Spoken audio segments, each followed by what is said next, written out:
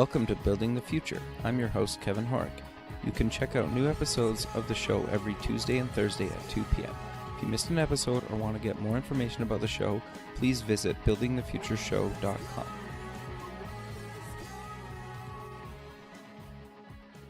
Welcome back to the show. Today we have Hillit Meidar-Alfi. She's the founder and CEO at Spatially.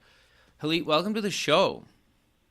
Thank you. Good to be here, Kevin. Yeah, I'm excited to have you on the show. I think what you guys are doing is actually really interesting, and I haven't really heard of anybody kind of playing in that space or kind of doing what you're doing. But maybe before we kind of get into that, let's get to know you a little bit better and start off with where you grew up. Sure. I am daughter of immigrants, grew up in Philadelphia, moved around a lot. Nice. Ended up going to high school outside of Philadelphia. Okay. Went to school in Pittsburgh at Carnegie Mellon, so somehow stayed in Pennsylvania. Okay, sure. Went abroad, started working. Actually, I finished my undergrad in architecture, so I'm a trained archectact. Okay, interesting. What made you go into several that? Years then. That was the love of my life. That was the best kind of few years of my life that, in terms of design and just exploring and just learning so much about human behavior and, sure. What from a design perspective, how you can have that invisible hand that really guides people in terms of, where do you steer them in, different directions physically in terms of in buildings and, in the urban design around it. Sure. And then I started working in the profession, didn't like the profession so much, at least not how I went into it, and went back to school, went to grad school, went into city planning, which I thought was basically going to be a bigger set of architecture, but it wasn't. That got me into infrastructure design. But not transportation infrastructure, because that's kind of like a beast of its own. Talking about all the other infrastructures that are out there that really dictate, the size, the shape of our cities, how we work. It's kind of like the internal organs of the, that biological body that cities are. Sure. The history of development is fascinating. The future forecasting of where cities are going has always been fascinating. But I really found myself in, doing the research on the infrastructure side, and ended up developing ways to evaluate the non-transportation infrastructure systems. So long story short, really thought, or actually I should say short story long, really thought that I'd end up in academia. I ended up doing a PhD in it, got my doctoral, figured, I just want to sit and do this research. I loved it so much. Worked a lot in GIS, which is Geographic Information Systems. It's kind of like the CAD version for city planning, which, a lot of people know, but some don't. But realized that academia doesn't want me. So I figured, I better find something else. But what I realized in the research that I was doing is that there is so much latent data in the maps that I was developing, that it couldn't be that there isn't a way to bring them off of the maps and into people's, desks and everyday decision making. It almost seems like a waste that there's all that data there and nobody's touching it, nobody's using it. It's very difficult to access. It's very difficult to know what to do with it. And that was several years ago. Started working in the realm. Started one company a few years ago that had some ideas, but really pulled the plug on it a couple weeks before we wanted to launch. There were some technical issues, scaling issues, and I was just really afraid of making a first bad impression and didn't want to do that. So pulled the plug, regrouped, everything from the product to much of the team, new direction, new energy, and this is about 18 months ago, launched Spatially. Interesting. And Spatially was really geared towards the SMB. That is a market that we felt, if there was any market out there that could use help, that's the market. And for me, it was a bit of a, a soft spot just because of my background. Just being very conscious of place and place making. The small and medium businesses are a very important part of that, of creating neighborhoods, of creating familiarity. And I think it kind of brings me full circle in what we're doing at Spatially today. So I don't know if it was by coincidence or, it just happened that way, but that's what we're doing. And I feel very fortunate to be able to develop a product for an industry that we could help, but then also, being able to work with the passion that I have and infect my team with, hopefully, to really stand up for these SMBs and give them, information, intelligence, insights so that they can be informed, so they can learn and help themselves and hopefully grow. No, I think that's great. And I know, obviously you have some kind of similar competitors, but I don't think, at least in my understanding, that you guys do a way more kind of deeper analysis on kind of the targets and the potential kind of people based on their location. Is that fair to say? Yeah, I think it is fair to say. And I think the reason why we can do something that is not very familiar is because of our collective background in the company. Okay. We really come from, myself from a design background, from a city planning background. Sure. We have demographers, geographers. We have people with subject matter expertise that comes from observing human behavior and really understanding what it is that causes people to behave in a certain way, or to be able to understand the trends or develop those trends. So that's the beginning of understanding and being able to get the right information to make better decisions. And unfortunately, the term making better decisions is kind of so abstract and empty. But I mean making any kind of decision that anybody needs to make. If it's, where to hang out with friends, where to open a store, where to advertise, where to invest, due diligence, checking up on assumptions. There's really a lot of outlets that location intelligence can support and bolster. Sure. The difficult part is surfacing the right information to the right people, or, to the right situation. Sure. Without probably breaking the bank too, right? Yeah, the bank's kind of broken a long time ago, but that's a different story. Well, but are you talking about for the users? I mean, trying to find, paying for the data to figure out where to put your restaurant or whatever it is. And correct me if I'm wrong, because what I'm about to say is kind of dated, but I worked at McDonald's when I was a teenager, and I remember having a conversation with one of the managers at the time that they had data that was basically saying okay, if you put a restaurant in this location, you'll make roughly this amount. And they were pretty accurate within maybe a few $100,000 or something a year, which isn't a lot of money if you're considering, a McDonald's makes how much money in a year. And they would pick these things based on this data, but actually getting that data, obviously somebody like McDonald's can afford to pay tens of thousands of dollars, right, or whatever it is.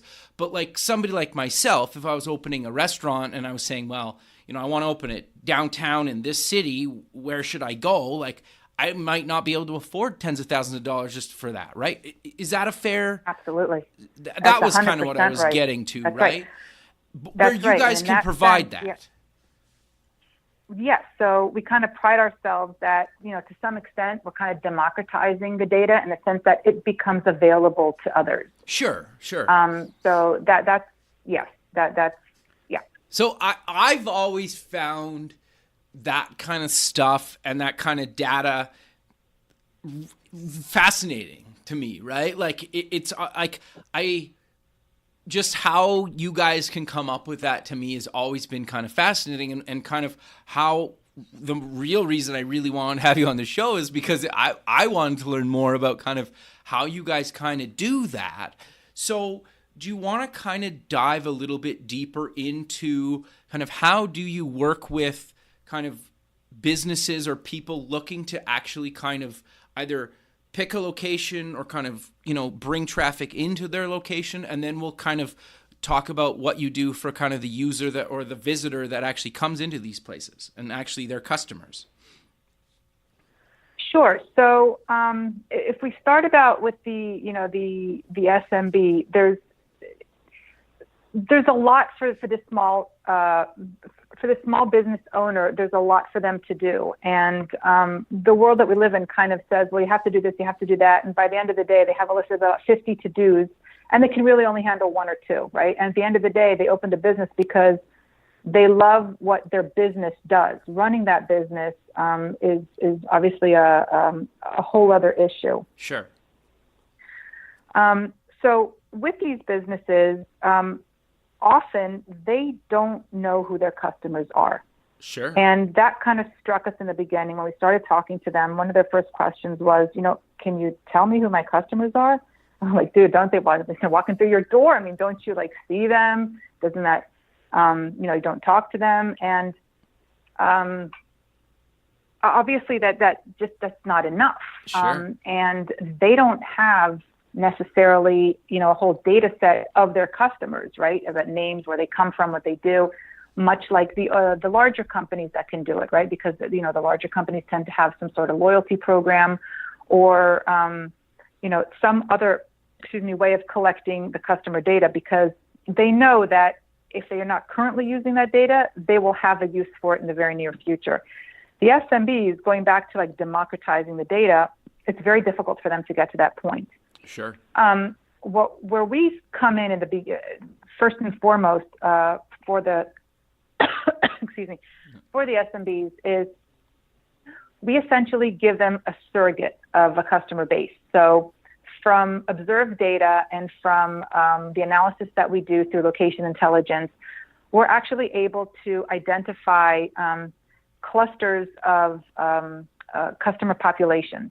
Okay. So we know where their customers tend to come from. Now, we don't know exactly, who Lucy is and who Johnny is and where they live, and we don't want to do that, but we know, where the general traffic comes from, and we also know how it behaves. So from that perspective, we start digging into that customer base and start pulling information and insights for the SMB to do two things. One is to first understand segmentation of the population so that they can go comfortably and confidently towards advertising and marketing towards them, meaning that they have some idea of what these people do so that they can target the messaging for them and not just come up with a generic plan and, send it out to the ether and hope something comes back, which is generally what happens if they end up doing anything.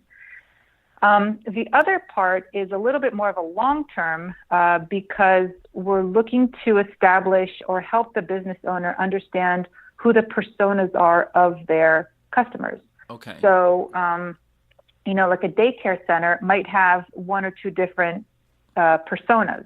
Sure. In terms of, ideal customers. A dry cleaner might have 8. Sure. Okay. And that helps them, really kind of put an image or, some characteristics to this concept of who their customer is. And it's all around being able to reach out to them and talk to them in a way that is meaningful, that is relevant. So it's targeting the relevant audience and having the right message for them. From that, we've extended to 2 more capabilities, which we're really excited about. One is the ability for an SMB to actually test out new products and services. Okay. So much like digital companies today can test, they can do A/B testing, they can test different flows, different products, and they have ways to gauge which ones are more successful and which ones are not. Brick and mortars have no way of doing that unless they actually invest in bringing the inventory or developing the program and then seeing if it runs. By then, sometimes it's just too late. I mean, they spent, thousands of dollars, if not tens of thousands of dollars, and it's just not panning out the way they thought. We think we have the ability, again, by targeting the right people, or the right customers to help them test out these products and services before they actually make an investment. So very much like you would have signups on a digital product, and there might not be a product there at all, but at least that startup or the online company can gauge what the interest is. And then that goes back to the SMB, and they can say, wow, this one service really, caught on. This other one really wasn't working. So guess which one they're going to pick. That goes back to bringing location intelligence into everyday decision making, right?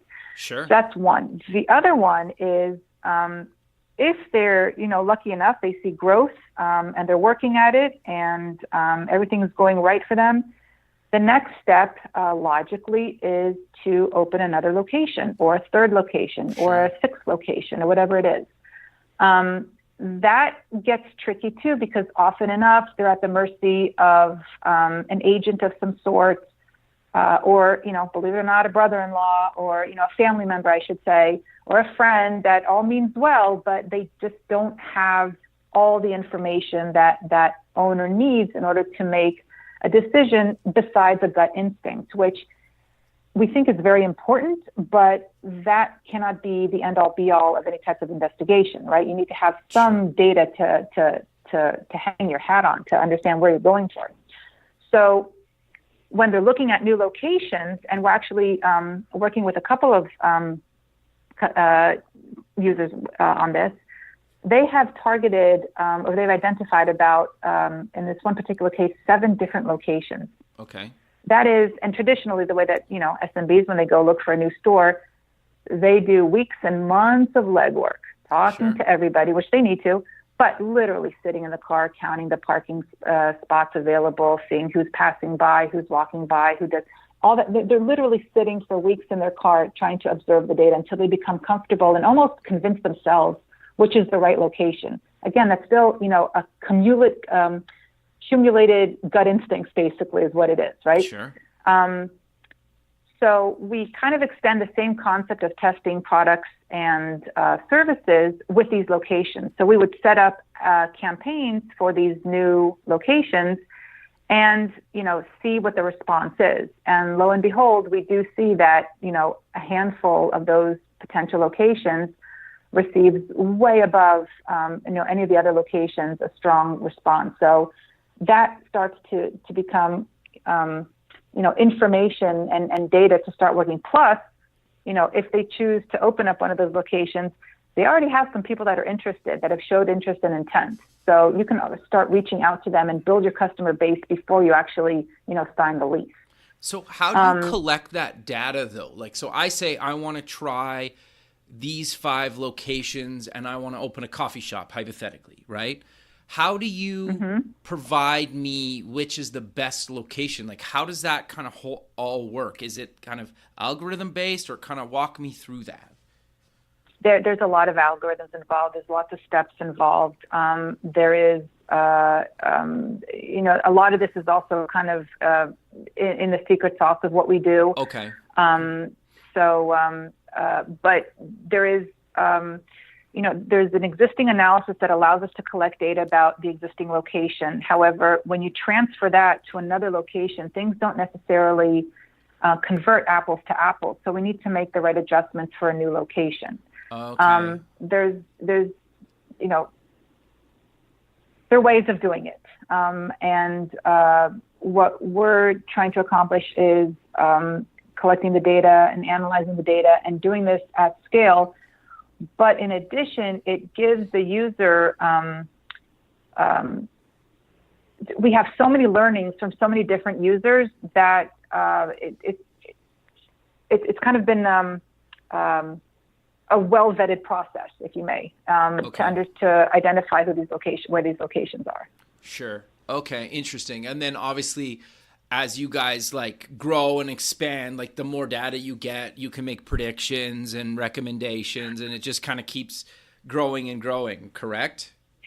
Yes. The next level of, from the work that we do, which is not necessarily, in the product that we'd be launching soon. This is work that we do currently, on the back end, is we're working with companies that do loans, that create loans for small and medium businesses. Oh, interesting. With their due diligence. So, if Joe's shop comes in and says, look, I want, to borrow $50,000, I want to, increase the products because I think there's a market for this, then the lending institution can come and actually check up and see, well, what does Johnny's market actually look like? And is the market really there? Can he really do what he's trying to accomplish? And at least it gives some kind of a baseline, something besides working off of zip codes and boundaries that really have no connection with reality. Right. So. Well, you're like a trusted third party, right? That like has in your best interest to give him the best data, and then he can go take it to the bank and say, like, here, I'm using this third party. They're telling me that everything I'm trying to do works, right? And here's the data to prove it, right? Where it's not like he's just like, look, I sat around in the parking lot for, 3 weeks at these 5 locations, and I think I can get this many people through the door, right? Like it's the data. That's it's a hell of a lot easier to go in with a bunch of data saying like, look, I can prove this, right? Instead of just like, and then there's also and then there's also the ability to compare. So I think this location is going to do because this other location, which is very similar to mine, sees this kind of traffic, or sure. That's where I was kind of alluding to the vetted process where we have data all over. I mean, literally coast to coast. So we have the ability to benchmark and to understand what the trends are. What the minimum, what the maximum, what's kind of acceptable, what's normal, what's average, and what's average in Boston might not be average in Miami. Sure. We find that all the time. Yeah, I can imagine. Sure. Right. Well, and then, like, I'm assuming also, obviously different geographic locations have wildly different weather. So like time of year could probably be heavily affected by certain things too, because if there's like snow or it's sunny all the time, is that a factor at all? Realistically, it is a factor, but it depends what you're comparing. So if you're comparing, like Boston with Miami in the months of January and February, you might expect different trends, but they're relative, and that's what's important is understanding the relativity, because our world is not a world of absolutes; it's a world of relativity, and that's kind of the core of everything that we do. Okay, no, that's interesting. Yeah, I guess, hey, because then you could also provide data based on where I'm, like like say hypothetically I start my little coffee shop in Boston, and then I'm like, well, okay, I want to open up a Miami location. You're going to give me data that's relevant to like opening up in Miami, which could be quite a bit different to the Boston. Yeah, that's interesting. I never really thought about that, but it makes a lot of sense. Yeah. So the big difference, again, to, understanding where we're coming from that gives us, I think, a competitive edge is because our focus is the local component, and because of our backgrounds, we understand that local really means unique. And even if you are a chain that's coming from Boston, coming down to Miami, from the corporate perspective, that needs to be consistent. So you know that the quality must be the same. Maybe the decor needs to be somewhat the same. But there are unique features and elements in every single market that should be addressed in order, to really come into and be part of that location. So I've written a couple of articles on this, and just something that keeps coming up, this idea of what local is. And we're looking at it from the SMB storefront local, which doesn't move. It stays there day after day, where the larger brands and corporations, for them, local is really, where their customers are, which can be anywhere. Sure. Okay. Interesting. Yeah. Okay. Well, and then I would also, maybe this is a bad example, but I take something like Jack in the Box or something. Like I know, like on Sunset Boulevard in Hollywood, you can like walk up to it's not like it's like a walk up window, right? where obviously you could do something like that in Southern California, but you probably don't want to do that in somewhere that gets snow half the year or 3/4 of the year, right? So do you guys kind of dive that deep into, or like Miami, like if you're a beach location, you might want to have these kind of things, or if you're kind of, a few blocks in from the beach, it could be quite different, and you're going to get different clientele based on, maybe even a few blocks difference, because, obviously like people that live closer to the beach might be different than people that are a little bit further inland. Is that something that's relevant? It could very well be relevant. Okay. Absolutely. So, if you need a certain, like some businesses thrive being close to medical offices and hospitals and those types of health institutions. Okay. We want to make sure that we're placing them close to that. Interesting. But not all places. Yeah, go ahead. Well, I was just going to say, like, what types of businesses do well near kind of those locations? Just out of curiosity, like fast food, coffee shops? Restaurants always do well because you have, a tremendous amount of staff that works in hospitals, but also people visiting. Sure. You have obviously all the supplies. I'm pretty amazed at how few hotels there are and good hotels there are around hospitals, just because especially the more specialized hospitals or the larger hospitals that people come from, far away distances. Sure. And even, believe it or not, maternity wards. But that kind of takes us completely off. No, totally. But that's kind of interesting, though, right? Because it just, I think even just like sitting here talking, like it gets the audience thinking about the types of stuff that you guys provide data on, right? And I think I didn't even think of that, to be honest. And so, well, yeah, we build our world to create the awareness of location and what's around it. Now, most of us kind of take it for granted. We just don't stop to think about it because we haven't had to. But lately, the way that we've changed in our day-to-day behavior, I think location and it's all over the place. Location is becoming much more important because we can work from home, we can order from home, we can do absolutely everything from home right now. So arguably the only reason why you would leave your home is to do something of recreational value or social, or, if there's physically something that needs to happen outside, like, getting a haircut, for example. Sure. But so, if you're actually going out, that time and where you are becomes precious. And people are going to be picky or pickier where they can go depending on what the experience is. And that could very well be why, one of the reasons, only one, maybe a small reason, why malls are not doing as well as they could. Because the experience is just, it's very difficult to compete with the experience of a street on Main Street in a smaller town that has these quaint stores and people know each other's names. And, that's the complete, other extreme of it. But when we're out and about, we've become much more aware of the experience of, what we're getting for the trip that we're on. No, I think excursion. I think that's great. And actually really interesting to me because I think it seems to me that we're kind of at the beginning of almost like a bit of a revolution around bringing technology kind of back into the real world. And I think you guys are onto that, right? Because I would put like Amazon seems to be kind of a bit at the forefront of that where, they were online for so long.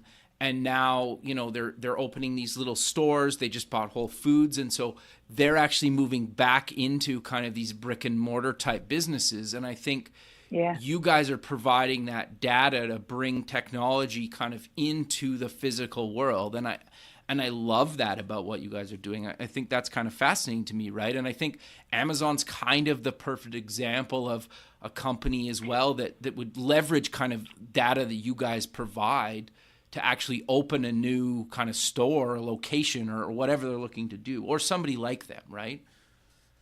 Yeah, I mean, the amount of data that those companies have is just insane. And there's a lot of data out there. It's gotten to the point where data is not the problem. It's what to do with it. Oh, okay. And that's kind of what we're really interested in. So there's just simply a lot of data there. Sure. And then I guess it's you guys would compile the data into a nice interface that's relevant to what I'm trying to do, because I don't really care if like I should open a grocery store 3 blocks from my house when I'm trying to open a coffee shop or something, right? Like, so you find all this data online. It's hard to curate that into something, or it's so time consuming to make it relevant to what I'm trying to do or whoever's trying to do. Correct? That's right. It's very difficult. Correct. Okay. So I'm kind of curious then, is there anything that you guys do from the consumer side? Like, okay, I opened my coffee shop. Is there anything that you guys do to get kind of consumers into the store, or like I download something or get something, you know, either digitally or in my mailbox saying I should come to this coffee shop now, or how does that kind of work? Or does it work at all? At the moment, we're really working to serve the SMB directly. Okay. You know, kind of delving into their world. We don't have contact with their customers. That's not always necessarily welcomed. You know, they worked hard to get those customers, so we let them, you know, manage it how they see fit. But at this point, we're not doing anything on their behalf directly to the customers. No. Okay. No, that's interesting. Yeah, and I guess that's like a whole other kind of vertical and can of worms to open, right? If you ever decide to open. It'll be an interesting one, but yeah. Yeah. No. Okay, that's fair. So I'm kind of curious though. Is there kind of ongoing analytics or data that you can provide to these businesses once they've picked a location and actually open, or is it kind of done?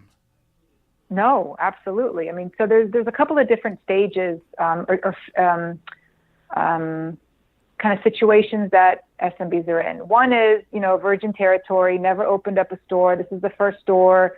Don't really know what my market looks like. Let's start testing it out. Okay. Another one is, you know, my store, it's not quite what I wanted, or it's working well, but now you need to own it. You need to grow it.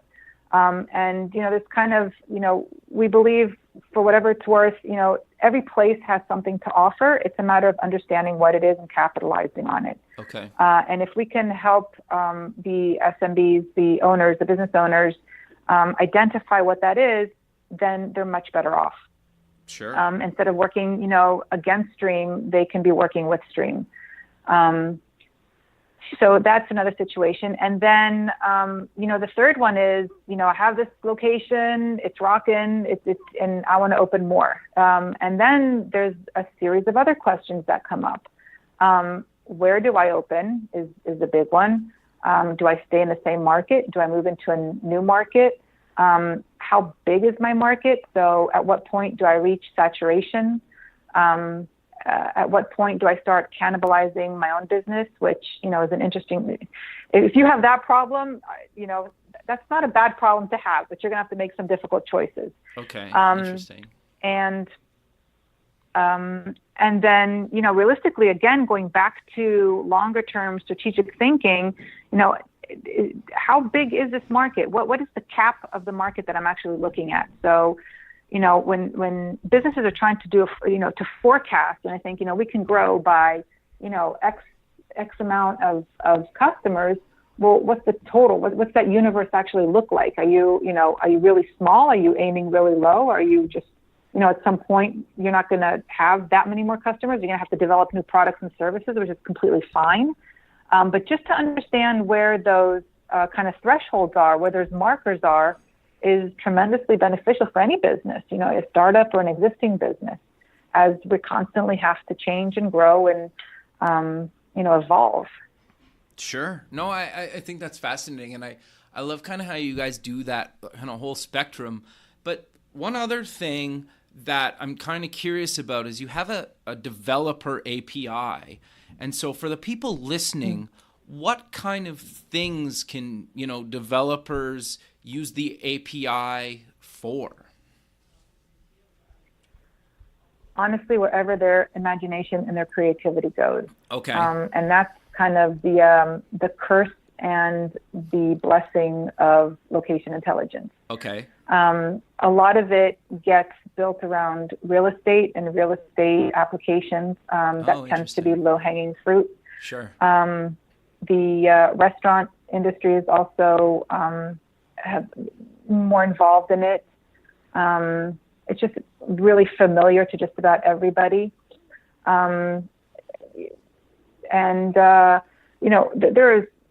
It's really, the sky's the limit what you can do with it.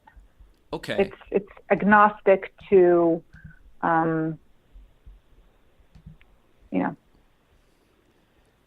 data is, it's about the location. Whatever you want to do, in and around and for that location is up to you.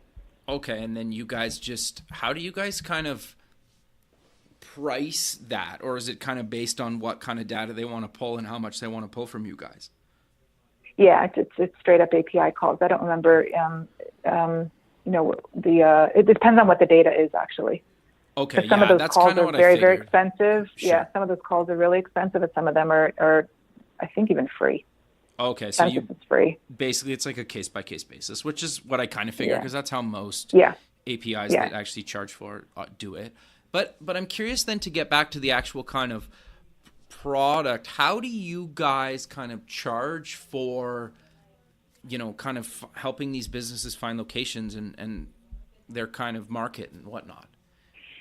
So in the product, that's actually part of our big launch in October that we're very excited about. In September, we have a soft launch specifically for our Spatially ads. Okay. In October, we'll be launching what we call Spatially Connect, which is a much broader set of capabilities, tools, and features. Okay. If you're looking to open a new location, that will become available at that later stage, but it's once you're kind of through the product, so it'll be there. Okay. No, I think that's great. So do you maybe want to kind of walk us through a little bit how the ads kind of work and then kind of what you're going to be launching, or is it still kind of early on? No, we have, to try to kind of simplify it. Sure. When somebody comes on our platform to create an ad, there's very little information that we need. And part of what we're trying to do is kind of streamline and take a lot of the guesswork or the prep work out of it. Nice. Again, we always have, the baker in our head with, flour on his hands. He just came up with she came up with this fantastic idea for this new quiche, and, she wants to test out to see who's ready for Friday quiche. So, she can go on our platform and literally, I think in like 3 or 4 different entries, set a budget, and away she goes, and the ad is out. So the way that the ad works in a more involved process is the business owner sets up an account by putting in their business name, the address, and the industry that they're in, because we build their the data that they get and where the ads get served has a lot to do with the industry that they're in. So, ice cream stores don't have the same audience necessarily as, cobblers. Sure. Or, hair salons or pet groomers. Sure. So we ask for the industry. And then what happens is that the user on a map, they get to see, obviously they see where their location is, but then they also see clusters of where their customers are coming from. These customers, we have them segmented then. Or first of all, they get to the number, how many actually customers they have. So some of them, they have like 4,900 customers, that visit their area on a regular basis. In some cases, it can be 12,000, it could be 40,000, but at least they have that kind of target number so that they know once my advertising is out, how much is actually coming back, and then help them gauge, was that a good campaign, a successful campaign, or it wasn't, maybe I need to change things. So we try to always give them something to look at, to gauge against, again, going back to that world of being relative and not absolute. Sure. But from those clusters of customers, we know that there are three specific types. One is the group of customers that actually come to that business area and are there for whatever duration. Either they work in that area or, they regularly run an errand there, like going to a supermarket or picking up the dry cleaning, or they dropping off a kid at school. So that area, they have a high level of engagement.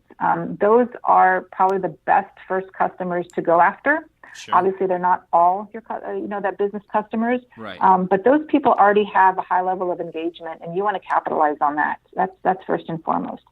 The next set of segmentation are the customers or potential customers at that point that pass through that area but don't have a reason yet to stop. So either that area is the most scenic for them to drive through on their way somewhere, or it's their route that they usually take for whatever reason.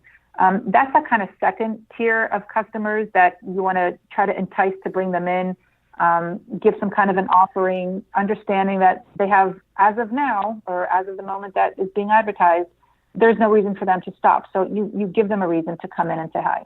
Sure. The third is actually a fun one because traditionally the way these businesses have been marketing is by drawing a ring, a 1 mile, 2 mile, 5 mile ring to understand what their market looks like. It's a conceptual market. It's not necessarily observed. It's a possibility, but we've gotten away from the rings. Today we have available drive times, which are basically more sophisticated rings, but instead of, as the crow flies, it's basically, whatever designation time drive. So a 10-minute drive time, a 15-minute drive time, 5-minute drive time, whatever it is.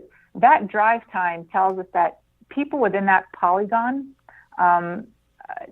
have equal access to your location. However, if you subtract all the people that are actually stopping or driving by, there's a whole slew of people, and we see this all the time, that are never in your area at all. So that's kind of like your third level of customers that you might want to, ask them or find out where are they going. And we have that data as well. Once you get to that stage, we can start opening that up and saying, well, where are all these people going to? Why aren't they coming to your area? Do they have better places to go to? It could be your competitor as well. And you can target them equally. So we have those segmentations. We call that our local graphics, which is our own proprietary segmentation. It really is an evolution from demographics, which is kind of like natural born traits to some extent, or just our basic characteristics. Then we have developed psychographics of understanding what the values are and what their preferences are, and if they prefer to go on a cruise or they prefer a ski trip, or they prefer one magazine over another.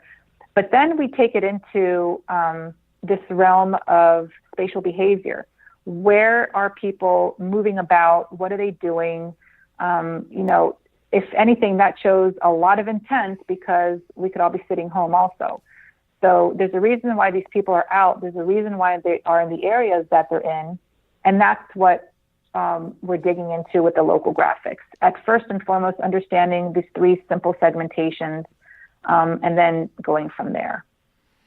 No, that's fascinating. No, I think it's great. Now, you're spinning. I love it. And but sadly, we're out of time. So let's close the show with mentioning where people can get more information about you guys and any kind of social media or other links that you want to mention. Sure. Social media links. We have. Sorry, hold on. I'm drawing a blank right now. Sure. It looks like you guys are on Facebook and LinkedIn. And we're on Twitter Facebook for sure. We're Facebook, Twitter, Pinterest, Instagram. We're at spatially.com. We have a blog called Think Spatially. There's articles that I post on LinkedIn, which are, lengthier articles, but they're very informative. And our Twitter account is Think Spatially, and we use the hashtag SMBMB a lot, which is small and medium brick and mortar business. Sure. And it's SPATILY Allly.com, just for people that are looking for kind of the spelling of it. Exactly. But yes, exactly. Well, thanks for taking time out of your day to be on the show, and I look forward to keeping in touch with you, and have a good rest of your day. Thanks, Kevin. Likewise. Nice talking to you. Take care, everyone. Okay, bye. Bye.